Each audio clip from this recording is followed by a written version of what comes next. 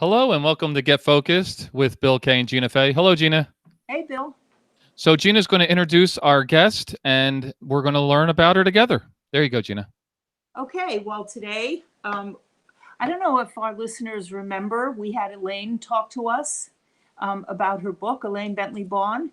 And Elaine got in touch with me and said she thought that Nancy would be a fascinating person for us to have on our show. And we thought, why not? And so here she is, Nancy Butler. We have just met her, and she's just about to tell us a little bit about what motivated her to do the work she's doing now. Does that sound fair, Nancy? Sure does. Okay, awesome. Go for it. So you were in the midst of divorce. So my background's a little bit different, or actually quite different. In the middle of a divorce, I took my children, moved 70 miles. I had no alimony, no child support, no other source of income. I had $2,000 to my name and decided to start my own asset management and financial planning practice. The reason I decided to start that was I knew absolutely nothing about it. I'd never heard of a mutual fund. I never owned a stock. What the heck did I know? I had $2,000 to my name.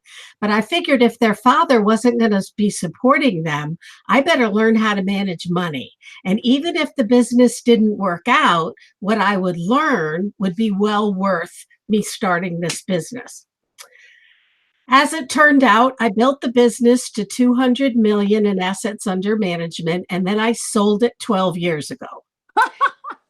And that's not too bad, especially from someone who eloped at the age of 15. So I did not graduate high school. After the divorce, I put myself through high school. I put myself through college before I had to put my girls through college, while I was building the business, while I was raising them on their own. So when I sold the business 12 years ago, financially, I don't have to work, but I'm not the type of person that can sit around and do nothing. So I am busy all the time. And 2 days after I sold that business, I set up another business. Of course you did. Of course I did. So this business is, I'm a national speaker. I speak all over the country on many different topics. I also coach businesses all over the country. Most of it I do from home over the phone. And then about every 2 years, I fly or drive to all of those businesses. I spend 2 or 3 days there interviewing their staff, going through every computer system, closet door, sitting with them, meeting with their clients, seeing how they provide service and helping them get to the next level. And I've been doing that for a little over 10 years now. That's amazing. I don't know if this is really fortuitous.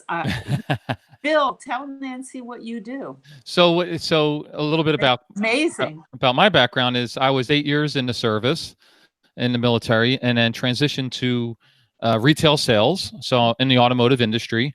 And over the last 18 years plus now, I've been in the automotive industry, but for the last 4 years, going on 5, I work for a consulting and sales training, and I'm a partner with another gentleman who he's had the company for 18 years.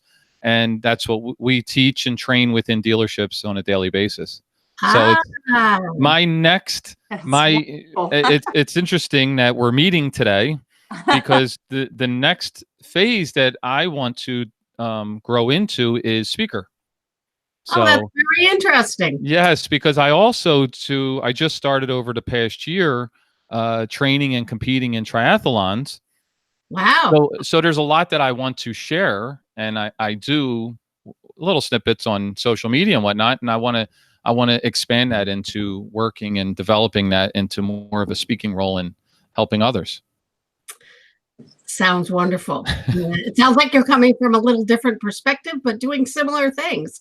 I also write the material and teach continuing education credit classes all over the state of Connecticut for financial advisors, divorce attorneys, and insurance professionals to keep their licenses. So kind of similar to what you do. Those types of people are required to have a certain amount of education every year to get continuing education credits to keep their licenses. So I do that as well. I've written 3 books since I sold my practice, which is how I met Elaine, because she's a part of CAPA, which is Connecticut Authors and Publishers Association. Yep. And I've just taken over being their marketing head for the organization and working with them. So I've been working with her a little bit more on that. And that's kind of where that happened. Also, last year and this year, I was amazed. I was honored to be appointed a delegate to the United Nations for the Commission on the Status of Women. And I spent time in New York City last year and this year, with about 10,000 women from all over the world. Wow.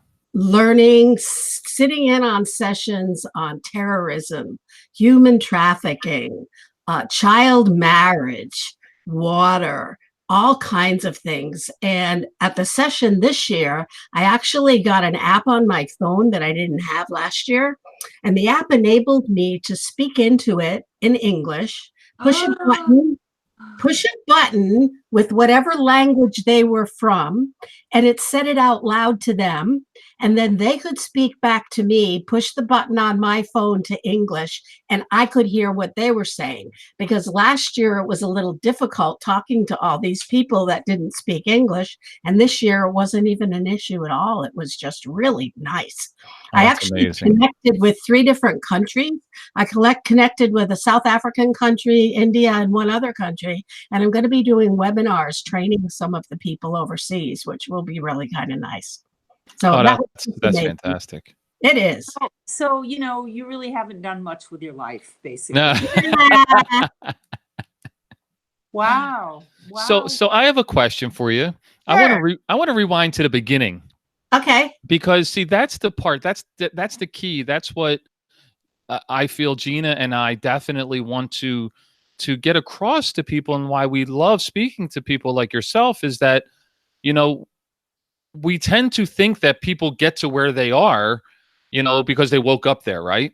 But here's someone, yourself, that you made a decision, and you had little to nothing, and you just went with it.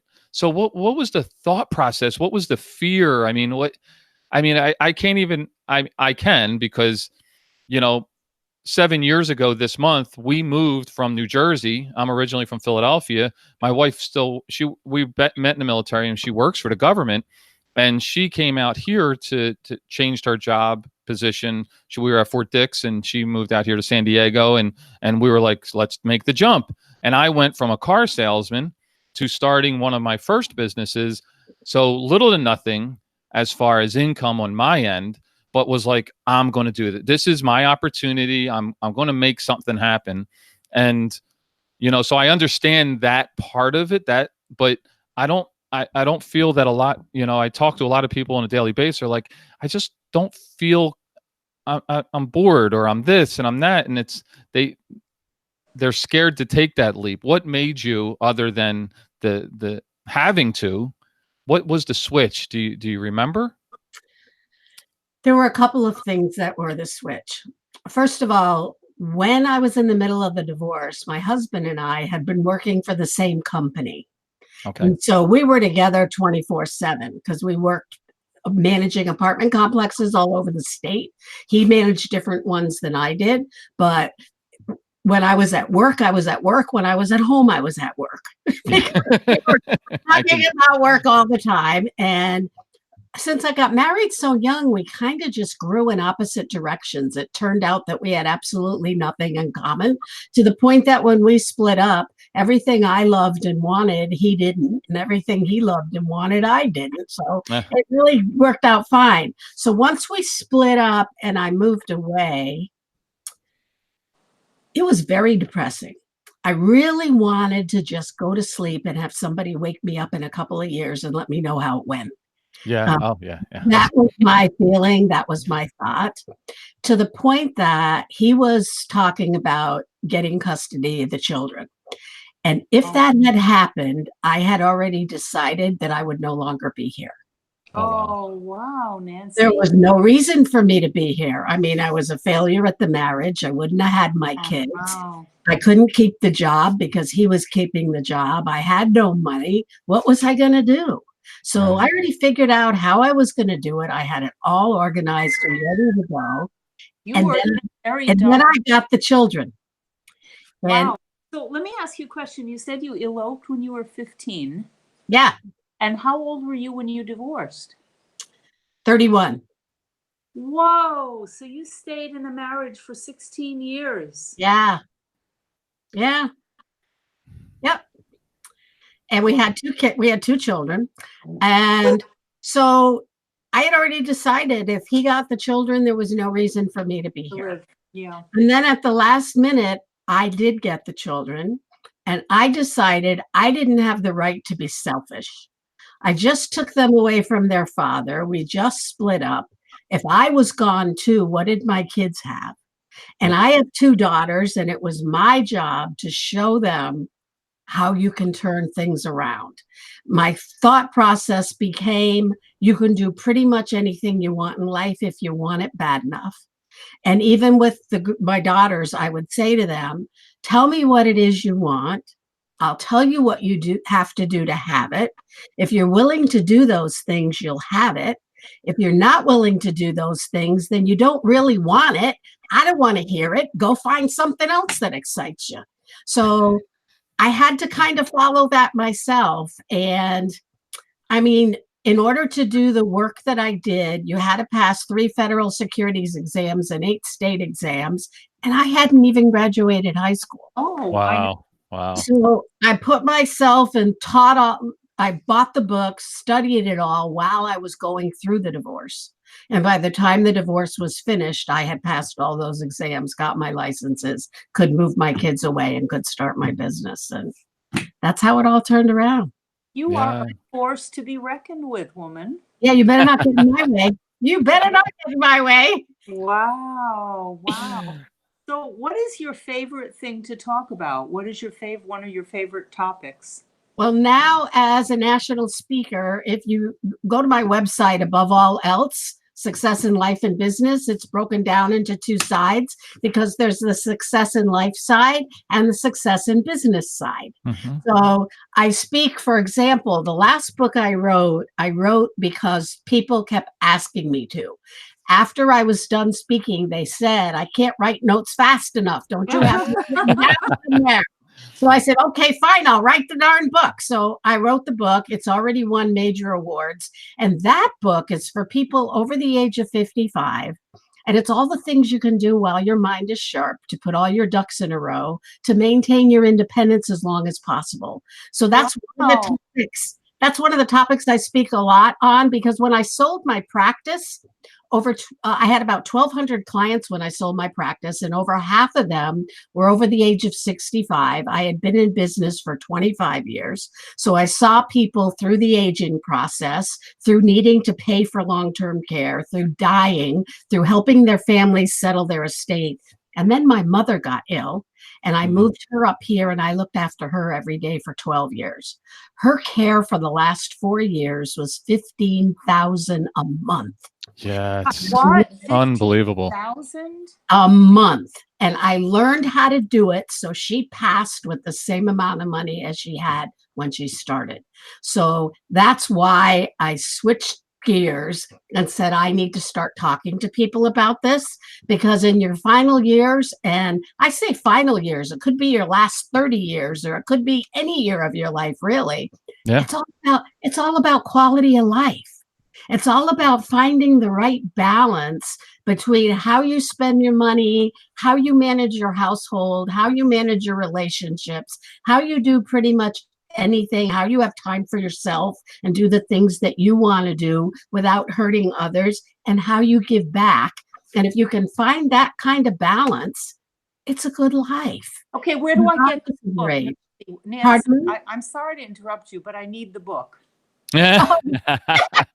If you go to my website, all of the books are on my website. They're also on Amazon. Wonderful. But if you buy them on my website, I autograph them before they go out.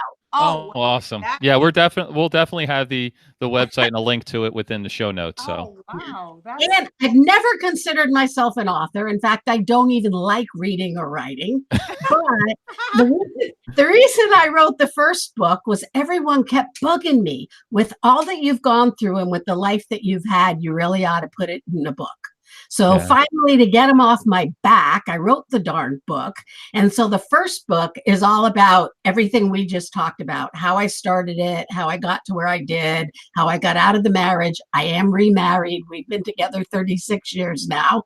Awesome. And how I am doing what I'm doing. And I mean, I've looked after my grandkids twice a week and 4 weeks in the summer for 20 years. That just stopped about a year ago. So it's all about that and how to raise kids and all the things you can do that make life worth it. I tend to be very adventurous. In my last book, there's some pictures in there where I've actually went on an African safari with my youngest daughter.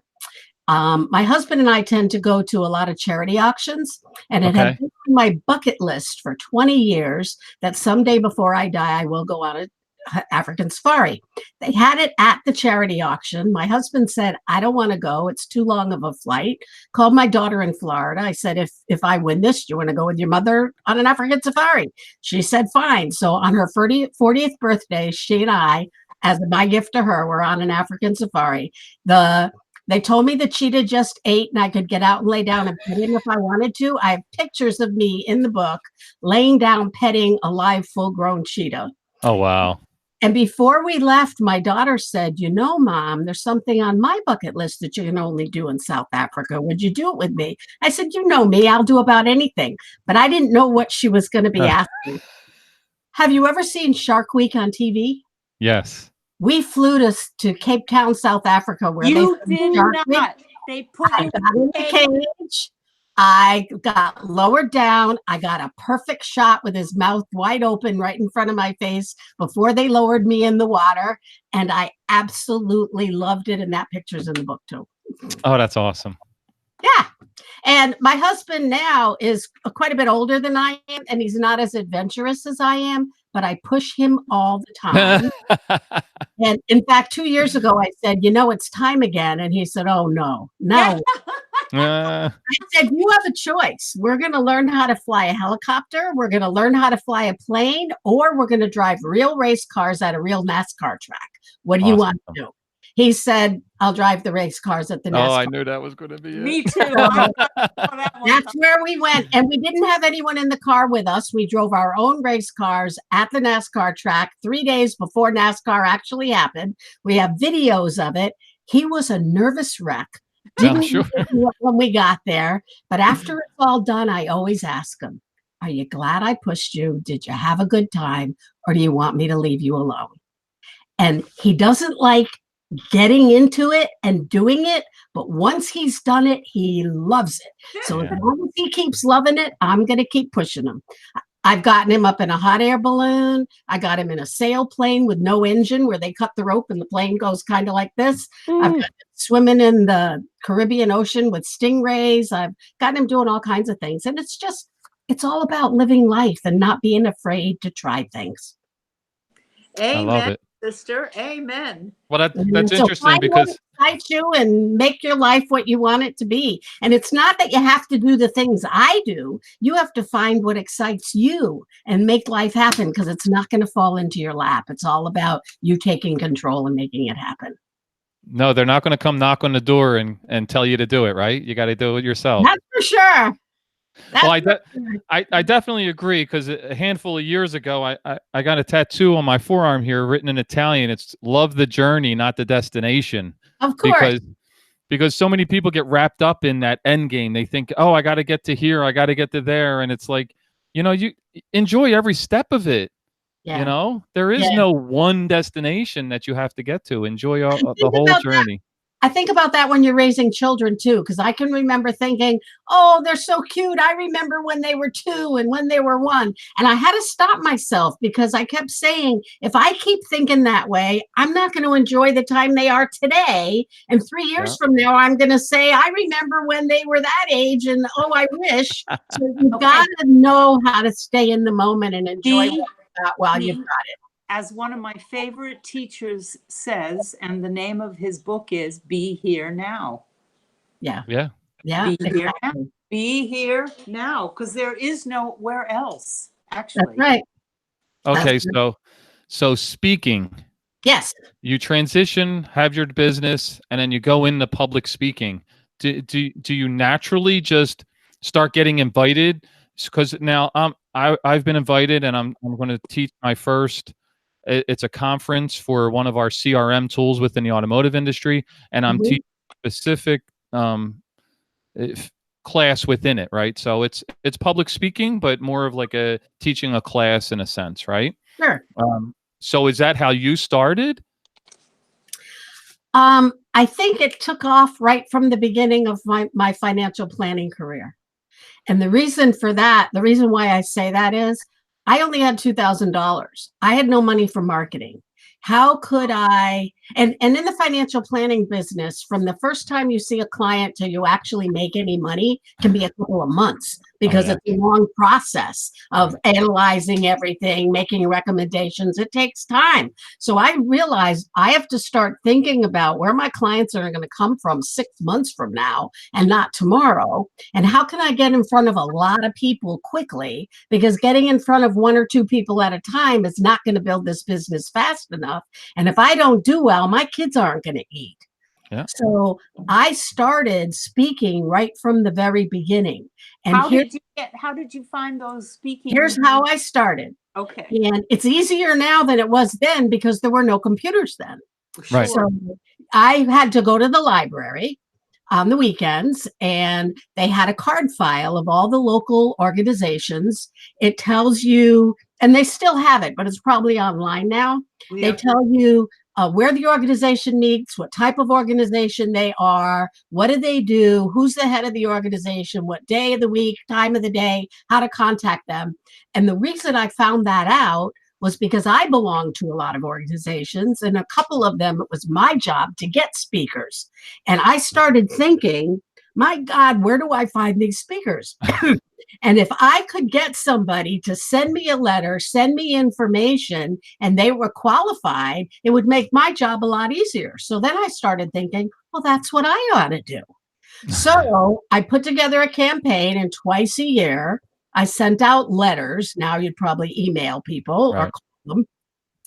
I sent out letters to every single organization in the area. I went to like 3 or 4 to 5 different libraries, so I covered a larger area.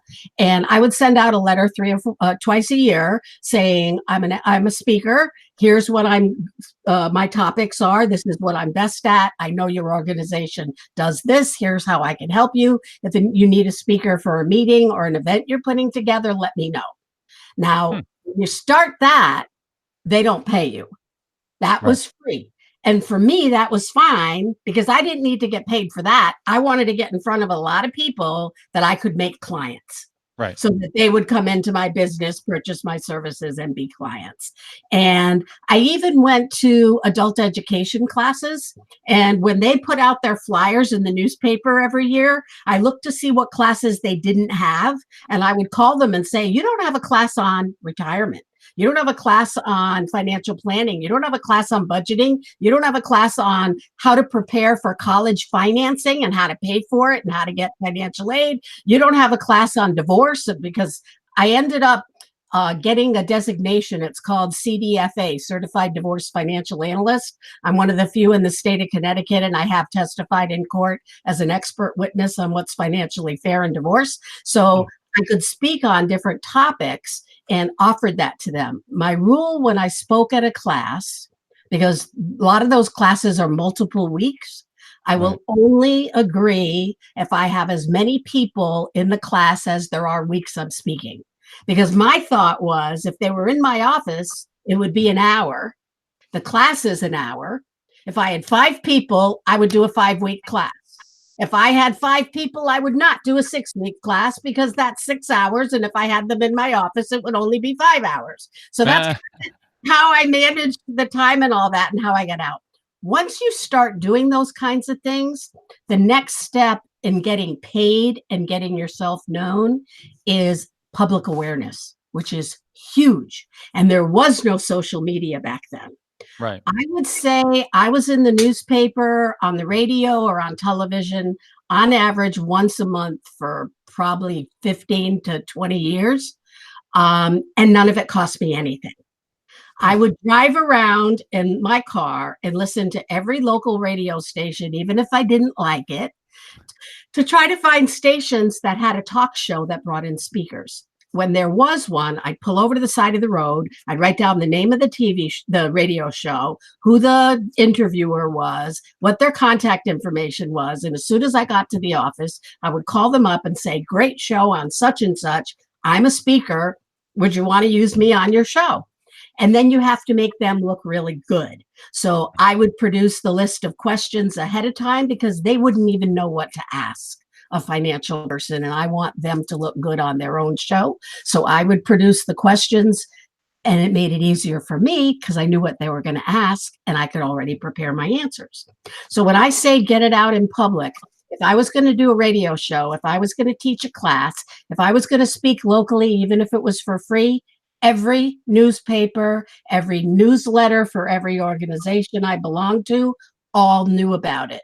So I was in print on average at least once a month for about 20 years. And it cost me nothing because I did news releases to all of those locations, and they put it in their newsletters. They put it in the local papers and some of the not so local papers.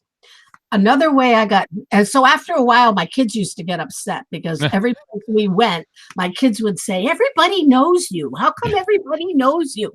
And they were right. Everyone knew me. And I sold my practice 12 years ago. And today still people are calling me and still people are saying, aren't you so-and-so? Didn't you used to do fine? And it's just getting everyone to know who you are is really, really important. There were no websites. There was no social media. And it was just to get out there and make sure everybody knew. Take it a step further. Every single time I was in the paper, I have it. I have a printed copy. I have them in leather-bound albums. When clients came into my office, there were no magazines, no newspapers. The leather-bound albums was what they looked at before they came in to see me so that they could know I was an expert on those topics. And I still have them today. That's fascinating. See, and you brought up social media a couple of different times, and today I was with the client, and especially in automotive sales, right? Because automotive sales, everyone already thinks the sales guy's going to lie to them, right? So, and I say to them, when I started selling cars, social media didn't exist, right? Yeah. And by the time it did, I grew into different roles in the automotive industry. I wasn't the salesperson anymore. And I say to them, you have a unique ability to gain people's trust and get them to choose you because you have free commercials. You can do Facebook Live. That is a commercial. You're not paying. Just like you just said, that they're the paying part of it. And you give people the opportunity to learn about you and get to know you before they have to sit across the desk from you. And it's so true. It's amazing hearing. And I have to tell you, being from Philadelphia, I love speaking, and your passion, your desire. I mean, living out here in California, not that they don't have that here. It's just a different way of people looking at things and doing things. And I can just hearing it, your voice, it's like, it's so motivating. A whole different energy. It really is not laid back. It's like dynamic, incredibly fancy. Yeah. When you are in a situation where if you don't do well, your kids won't eat, it's amazing what you will do. Big motivator. Yep. How are your girls today? What are they up to? What are they doing? My oldest daughter's in her 50s, married, 2 children that I helped raise for 20 years. My granddaughter just graduated from college pre-med, straight A's. She got a 4-year college scholarship because her grades in high school were straight A's. Her brother's doing amazing. He's on the high honors. My youngest daughter lives in Texas. And she just got married 2 years ago, and she's in her 40s, and she's doing amazing. In fact, I just got hired to speak to 300 African women at a conference in Houston where my daughter lives the first week of August. So I will be there at the conference teaching those women how to start their own business. They're all college graduates. And I will be teaching them how to start their own business. And then when I'm done, I'll spend time with my daughter. So it'll be great. That's awesome. Doing good. And it's funny, my husband now was a client of mine before he was my husband. I got him to retire over 22 years ago, and I'm still working. I said to him, after looking at your finances, I think I can get you the same amount of income if you stop working as what you're earning working. If you want to stop, stop. And he said, okay. And he stopped, and he's been retired ever since. And it's been 22 years. Oh, wow. And that's before we were even really dating. So, or while we were dating, I should say. Wow, that's like a whole nother conversation, how you pulled that off. Absolutely. That's very impressive. That's good. And I think what got me to really stay in that career those 25 years is seeing the difference I made in people's lives were so important. Yeah. When you first start, or when I first started, there was no salary. So it was all commission. Right. And I had just moved 70 miles. I only had $2,000. I had no other income. That's why I say if I didn't do well, my kids didn't eat because I had no salary. And I had to learn lessons really quickly. And one thing that really got me to stay in that career was, I'll never forget this one man, and I still remember his name. I remember going to his house. He was in his 80s. And when I got there, he had investments that had gone way down in value. So he didn't want to sell them. But I knew if we sold them, he was going to take hundreds of thousands of dollars in loss. Yeah. But if I repositioned them, I could get him a lot more income than he had now, because the investments he had weren't producing income. And even if he got half of what they originally were worth, that half would give him more income than what he had now, which is why he wasn't going to sell them.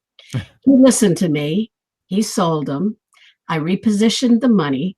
About 5 years later, or 3 years later, I got a letter from him that he and his wife, because of me, because their income was higher, went to California, this is from Connecticut, and saw their children for the first time in about 8 years. And a week after they got back, she died. And if it wasn't for me, the kids never would have seen their mother before she passed. And if that's not a payday, I don't know what is. And that's just I never forgot that. And that's what kept me in this business, even through the tough times, because I could open an envelope week after week after week and there'd be nothing in it. And then I'd open an envelope and there'd be a lot in it. Yeah. And I also heard, and I don't know if you've heard this phrase, people don't know how to handle success. Have you ever heard that? Yes. I am a therapist, and I know that that's a fact. It sure is. Because when you get people don't know how to handle success. People don't know how to handle happiness. People don't know how to handle love. Yeah. People seek it. They look for it all their lives. And then when it's in their laps, they run away screaming often. Yeah. And it's one of the main reasons so many small businesses don't last, because they don't learn how to manage the money properly and handle success. So what I mean by that is, as I said, I could go weeks with no paycheck. All of a sudden, I could get $20,000 or more in one paycheck. So people that can't handle that kind of success, a large check all at once, now all of a sudden, I've been scrimping and saving for weeks. I haven't had anything. I want to go out and buy this and eat that and go here and do this. And I never had that mindset. Yep. I always said, what do I do with this now so I am not in that same situation that I just was for the last 6 weeks? If I go and blow this, I'm going to be right back to where I was before. And that's not what I want. And I always felt it was my job to show my kids how to do this stuff. Because if they didn't learn it from me, where are they going to get it from? Where are they going to learn it from? How are they going to do it? So what I did was I allowed us to skim a little off the top, like maybe $100. And 20, 30 years ago, 135 years ago, $100 was a lot. And I would say, okay, kids, out of this $100, I get 50. Each of you get 25. We're going to the store. You can do anything you want. I'm going with you. I'll help guide you. You can't get anything you want, but We're going to blow it. We're going to do what we feel like.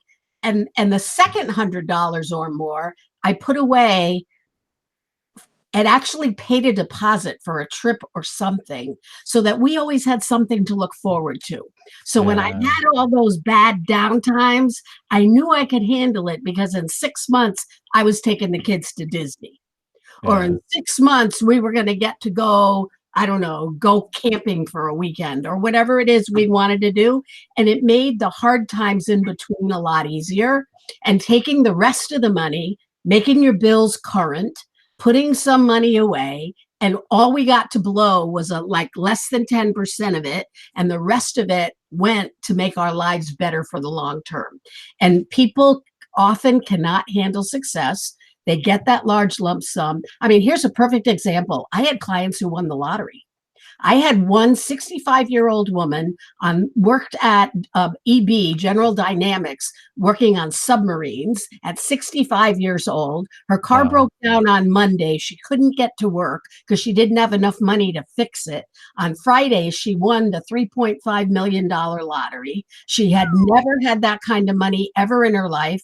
First thing she did was buy a new car, because she'd never had a new car. She only bought old cars.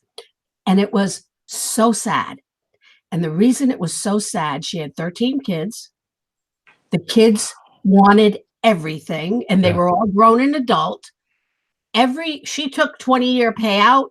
So every October she would get a check. And it got to a point where every summer she would go to the bank and take out a loan, because she didn't have enough money left over from the last check. And then when this check came in, she'd pay them back. Oh, wow. And to the point that it was all gone. And people don't know how to handle success. It's really tough. Wow.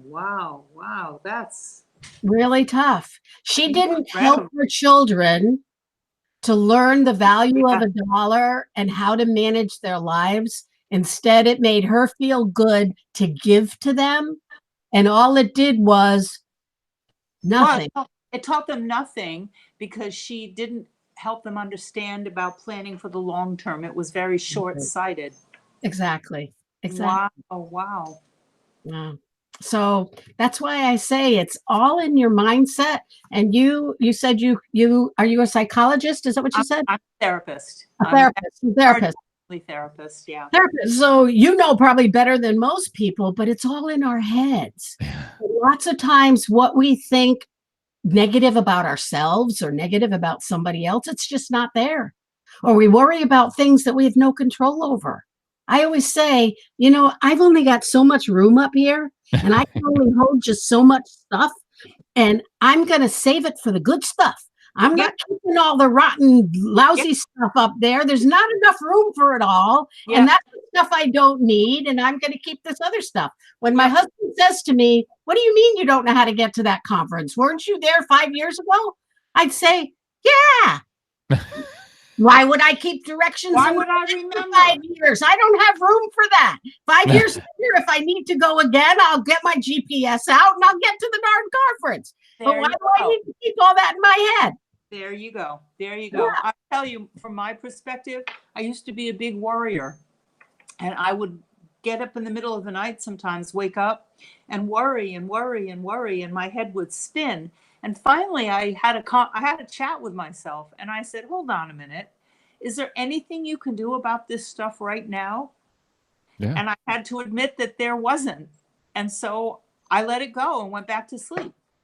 Yeah. Yeah. There's nothing you can't manage if you make up your mind to do it. There really isn't. Yeah.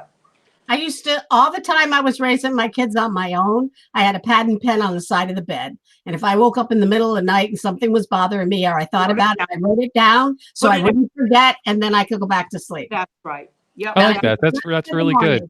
That's also an excellent idea. Excellent strategy. Yeah. I totally agree. And that's what I didn't even know how to swim this time last year. I knew how to not drown. Okay. And I decided that I wanted to compete in triathlons. So I went and I hired a coach, and he taught me the techniques on how to swim. And just this past Sunday, I completed my second triathlon, and the swimming felt much easier and better. So I totally I totally agree with you. It's all a mindset. It's what we tell ourselves. It's Yeah, what, it's just, it sure is. we talk about it a lot. The monkey mind is, it's you telling yourself that it can or cannot be done, and allowing yourself.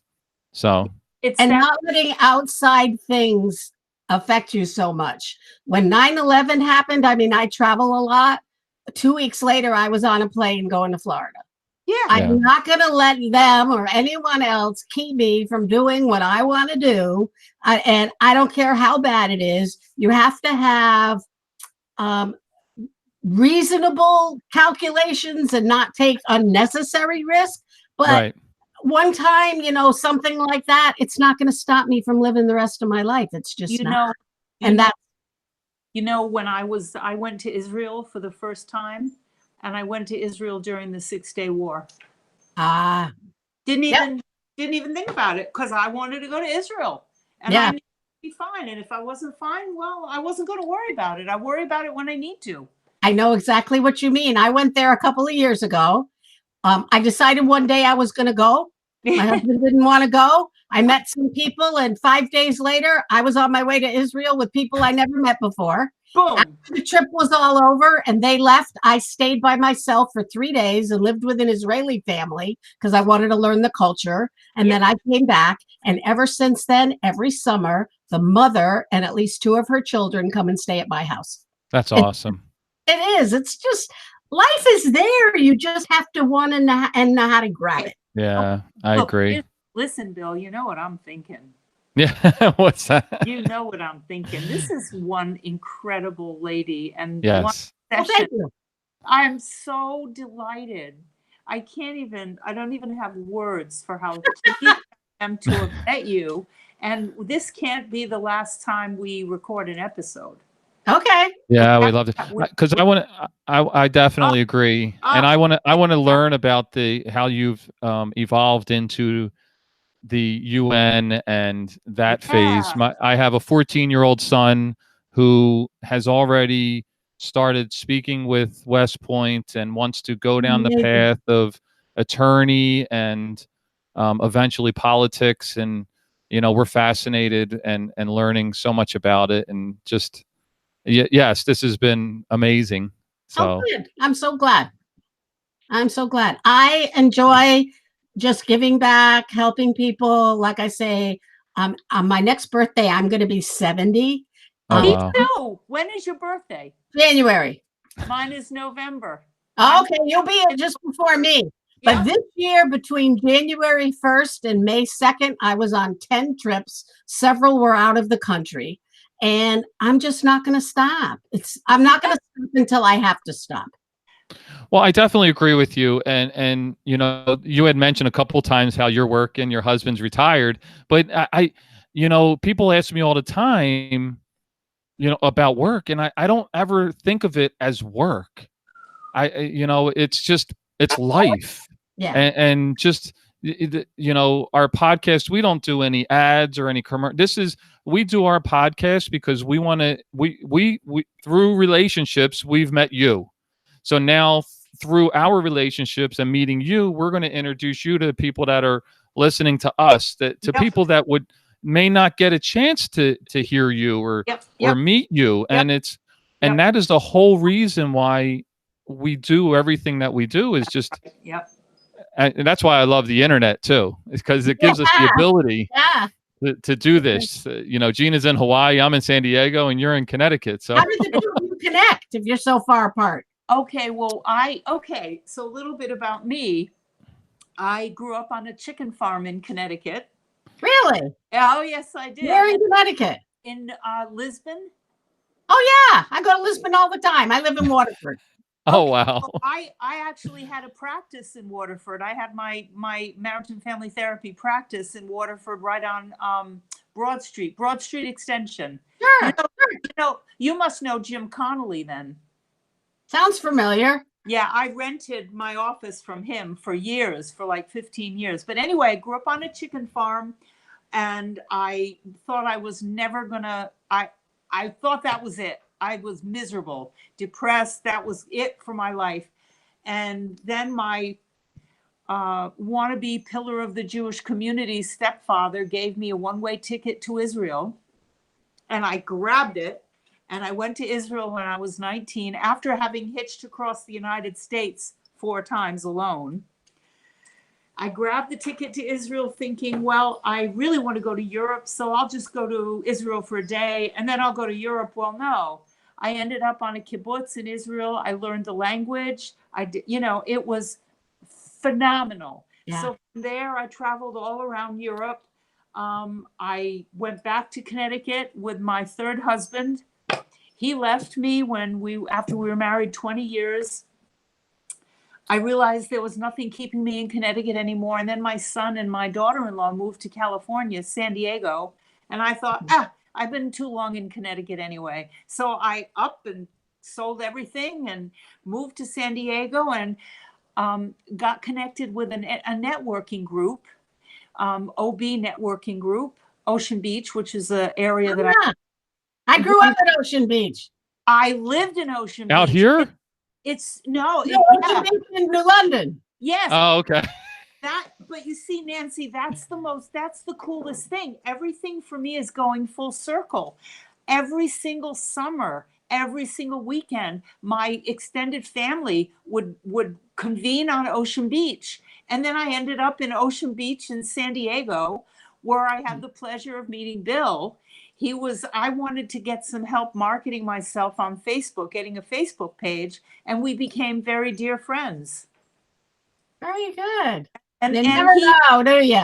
You never know. And it's really interesting because he would come over every chance he had, and we would talk and talk and talk. And he kept saying, we're going to do a podcast. I want to do, what he wanted me to do was therapy with him on the podcast. And I'm saying, Bill, but I've done a little bit of that. And, the next thing I know, I'm up and moving to Hawaii because it felt like the right thing to do. And then I hear from Bill that he's got all the equipment and he's doing this podcast. And we've been doing almost 60 episodes now. Yeah, we're in the mid 50s now. We do one a week, so. Yeah. Okay. There it is. It's kismet. It's lovely. I've been to San Diego many times. Beautiful place. I've stayed at Del Coronado a few times. Okay. Oh, yep. Beautiful. Beautiful. Yeah. Beautiful. Where in Hawaii are you? I am on the Big Island, just north of Hilo, between Hilo and Waimea. Do you know Hawaii? A little bit. I've been to Oahu. I've been to Maui. I've been to a couple of places there. Okay. Well, I'm on the Big Island, the biggest of, and it's another really interesting thing. When people compare the size of the Hawaiian Islands, they often compare it to Connecticut. They say it's similar size to Connecticut. Really? And that just strikes me. Yeah, but I knew beyond all knowing that this was the place for me. I got to come here. I wasn't on my bucket list, nothing like that. I left my son, my daughter-in-law, and my 2 grandchildren in San Diego because I knew so surely that I had to be in Hawaii. And that was over a year ago. And it's just been reaffirmed that I've done the right thing. I can't even tell you. Well, yeah, then she ends up meeting someone, she has her own clients and patients and whatnot, and treats people. And then she meets a gentleman, JF, and he has a full clinic that treats addiction. A rehab center. Rehab center, yeah. And I get offered a job and I swore up one side and down the other that I would never work for anybody again because I was self-employed and I liked it and I didn't want to be beholden to anybody. And the next thing I know, I'm working 20 hours a week at this non-12-step holistic rehab center. What? How did that happen? You never know what's coming down the pike. You never know what's coming down the pike. You never know. And life is just full of these wonderful, serendipitous, and I can't even tell. You have a place to stay if you ever come to Hawaii. My youngest daughter went to college at USC, so I've been out on that coast a lot. All right. Well, come to Hawaii. Come visit Hawaii. I have 2 spare bedrooms. Okay. And a beautiful ocean view, and you'd be very welcome. I'm working on a unique project right now that may or may not come to fruition. When I was at the UN this year, I found out about the fourth annual International Women's Center Conference. Oh, wow. And it's for all the women's centers all over the world, and about 1,500, I think, or 15,000, maybe 1,500, I think, people go to this.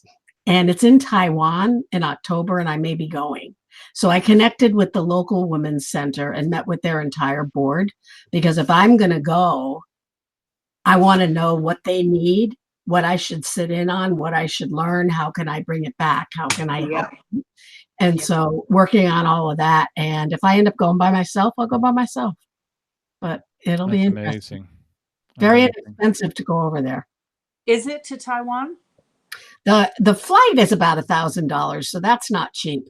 But the entire conference for 5 or 6 days is less than $600, including hotel, food, conference fees, transportation to and from.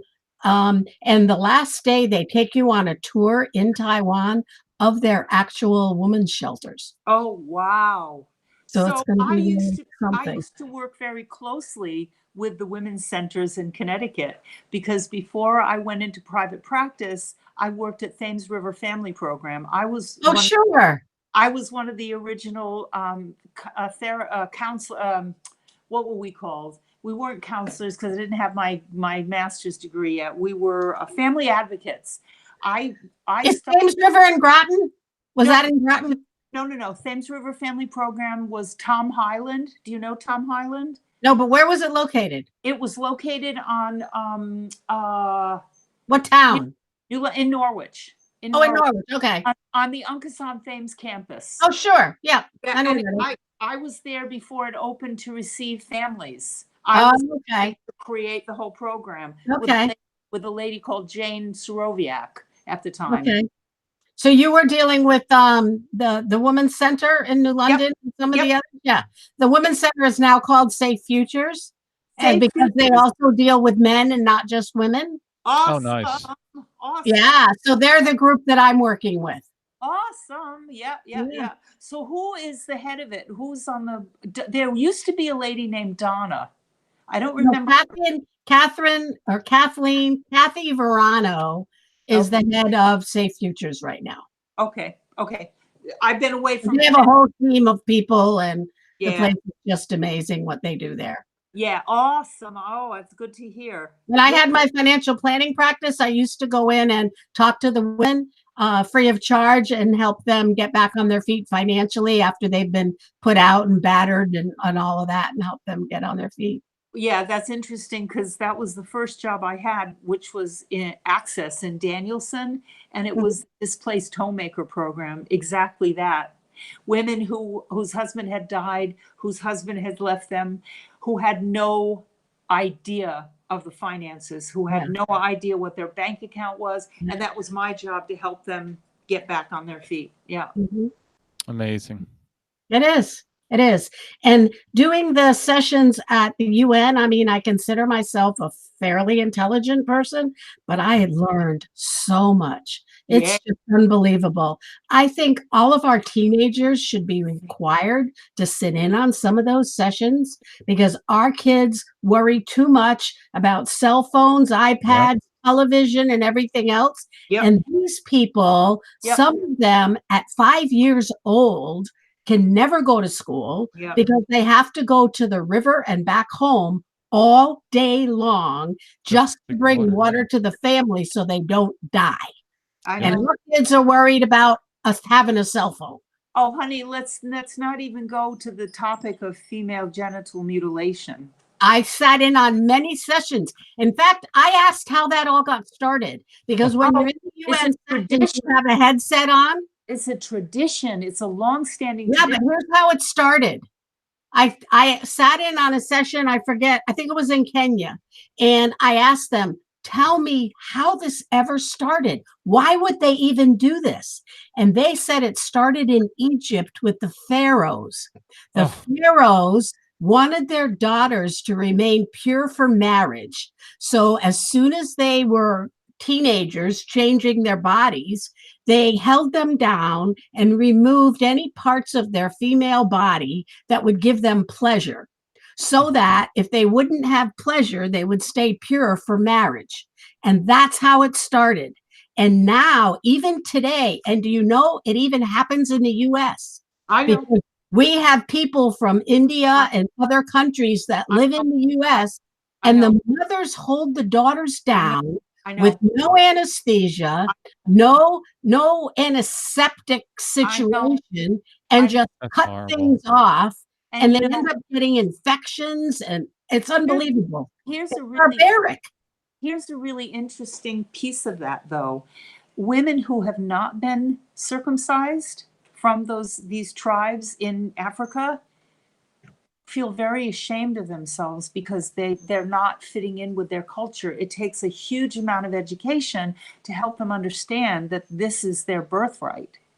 Every single session I sat in the UN, every single time they talked about education, education, education, education is the key. Have you ever heard of the book, Half the Sky? No. You got to get that book. I don't traditionally read books. I listen to them in the car. I got it on audio tape. Half the Sky. It's all about all of that. Okay. And it really wakes your mind up to what's going on in the world and how things are very different than what we see here. Oh my God. You know what? We got to wrap up. We got to wrap I know. up. We could talk. I mean, I am beyond thrilled. I owe Elaine a great thanks for connecting us. I am so honored and delighted to have Thank you. And I look forward, and we'll be in touch. And, we will post your website in the podcast notes. And I'm going to get your books, and absolutely. And I'll touch with you, and we'll schedule another session. Okay. And will you send me a link to this as well? Yes, absolutely. We'll send you everything. Yep. Once we'll get it. Well, like I said, this will even be on it. We don't really edit anything out. This is who we are. It's a conversation. We want people to really learn and understand and hear everyone and everything. You brought up a very good point about education, and you also brought up a point that we don't know about these things, about these other cultures in our country, because we only know what they let us know, right? It's amazing. We live in the free world, but but the amazing thing about being able to do stuff like this is they don't tell us what to edit and what not to edit. So we don't do any of that. It's all clean, and we just get the audio cleaned up from a production, and then we'll send it to you. Okay. And thank you so much. Yeah, we greatly. Thank you for having me. I've enjoyed it. And good thing I'm a night person, because it's 11:15 at night here. Yeah, I know. We better let you go. I have a breakfast meeting first thing tomorrow morning. So all right. all good. Go to bed. Thank you, Nancy. One of these days I will go to bed. All right. Thank you. Goodbye. Bye-bye.